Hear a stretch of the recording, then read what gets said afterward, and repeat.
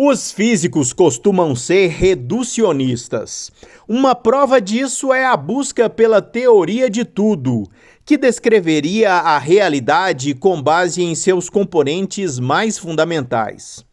Esta ideia implica em encarar as leis da física atualmente conhecidas como descrições provisórias, no aguardo de uma descrição ainda mais detalhada e ainda desconhecida. Uma mesa é, na verdade, uma coleção de átomos. Átomos, um aglomerado de prótons e nêutrons. Cada um deles é realmente um trio de quarks.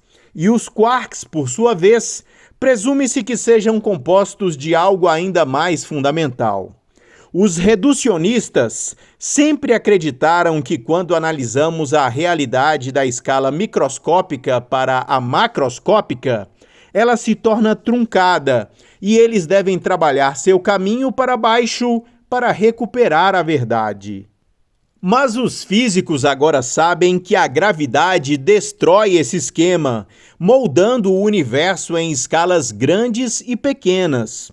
O físico Richard Feynman afirmava ser estranho como é possível existir várias maneiras válidas de descrever tantos fenômenos físicos. Mas um fato ainda mais estranho é que quando há descrições concorrentes, uma frequentemente acaba sendo mais verdadeira do que as outras, porque se estende a uma descrição mais profunda ou geral da realidade. Das três maneiras de descrever o movimento dos objetos, lei da gravitação universal, relatividade geral e princípio da menor ação, a abordagem que se mostra mais verdadeira é a que está em desvantagem, o princípio da menor ação. Na realidade cotidiana, é estranho imaginar que os objetos se movam escolhendo o caminho mais fácil. Como uma pedra em queda sabe qual a trajetória a seguir antes de começar. Mas um século atrás, quando os físicos começaram a fazer observações experimentais sobre o estranho comportamento das partículas elementares, apenas a interpretação do movimento de menor ação se mostrou conceitualmente compatível. Toda uma nova linguagem matemática, a mecânica quântica, teve que ser desenvolvida para descrever a capacidade probabilística das partículas de explorar todas as possibilidades e seguir o caminho mais fácil com mais frequência. Das várias leis clássicas do movimento, todas viáveis, todas úteis, apenas o princípio da menor ação também se estende ao mundo quântico. Acontece repetidamente que, quando há muitas descrições possíveis de uma situação física, todas fazendo previsões equivalentes, mas todas totalmente diferentes na premissa, uma se tornará preferível, porque se estende a uma realidade mais abrangente, parecendo ser responsável por mais do universo de uma vez. E essa nova descrição pode ter várias formulações, e uma dessas alternativas pode se aplicar ainda mais amplamente. Essa teia de leis cria armadilhas para os físicos. Suponha que você seja um pesquisador que busca compreender o universo mais profundamente. Você pode ficar preso ao usar uma descrição sem saída, agarrar-se a um princípio que parece correto, mas é apenas um dos disfarces da natureza.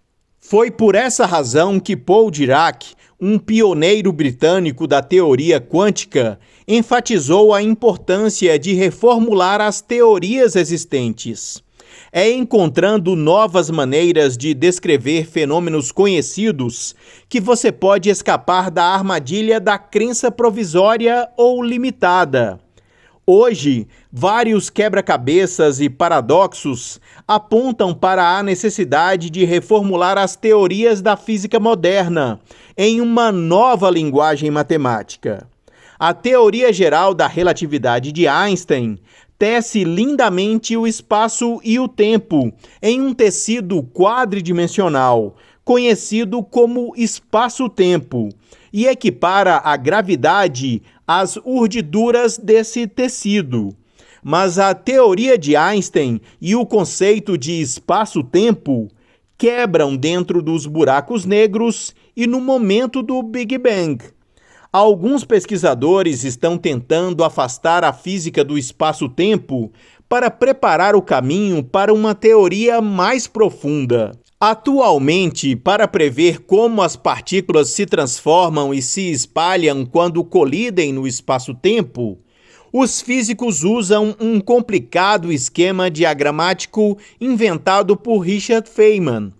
Os chamados diagramas de Feynman indicam as probabilidades ou amplitudes de espalhamento de diferentes resultados de colisão de partículas. Em 2013, Nima Arkani-Hamed e Josarlav Trinka descobriram uma reformulação das amplitudes de espalhamento que não faz referência nem ao espaço nem ao tempo. Eles descobriram que as amplitudes de certas colisões de partículas são codificadas no volume de um objeto geométrico semelhante a uma joia, que eles apelidaram de amplituedro. Desde então, dezenas de outros pesquisadores têm explorado essa nova formulação geométrica de amplitudes de espalhamento de partículas. Estejam esses pesquisadores no caminho certo ou não, a teia de explicações da realidade existe. Considere a relatividade geral. Os físicos sabem que a teoria de Einstein está incompleta.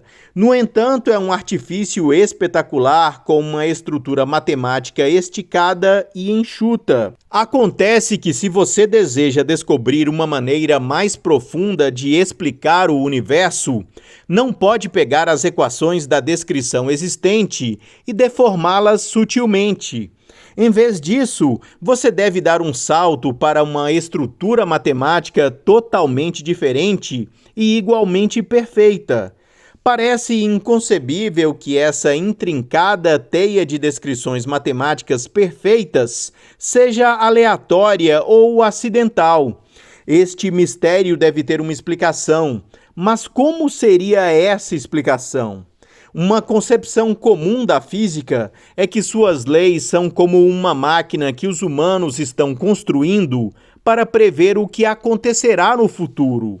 A teoria de tudo é como uma máquina de previsão definitiva, uma única equação da qual tudo se segue.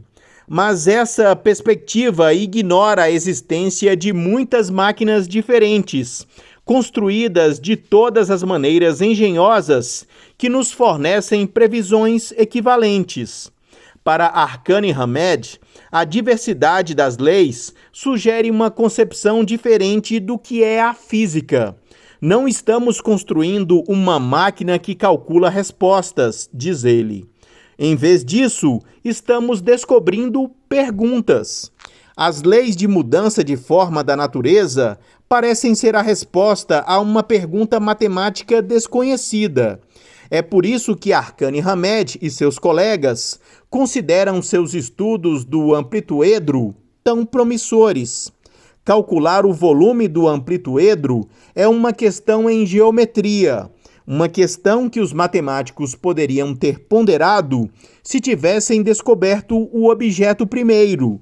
De alguma forma, a resposta à questão do volume do amplituedro descreve o comportamento das partículas, e essa resposta, por sua vez, pode ser reescrita em termos de espaço e tempo.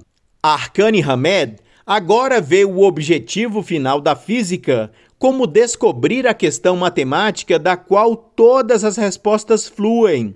A ascensão ao 10º nível do céu intelectual seria se encontrarmos a pergunta para a qual o universo é a resposta. E a natureza dessa pergunta, por si só, explica por que foi possível descrevê-la de tantas maneiras diferentes. É como se a física tivesse sido virada do avesso. Agora parece que as respostas já nos cercam. É a pergunta que não conhecemos. Durma com esta interrogação na mente. Eu confesso que não consegui quando escrevi o texto. Este foi o Minuto News, uma pílula com notícias sobre ciência.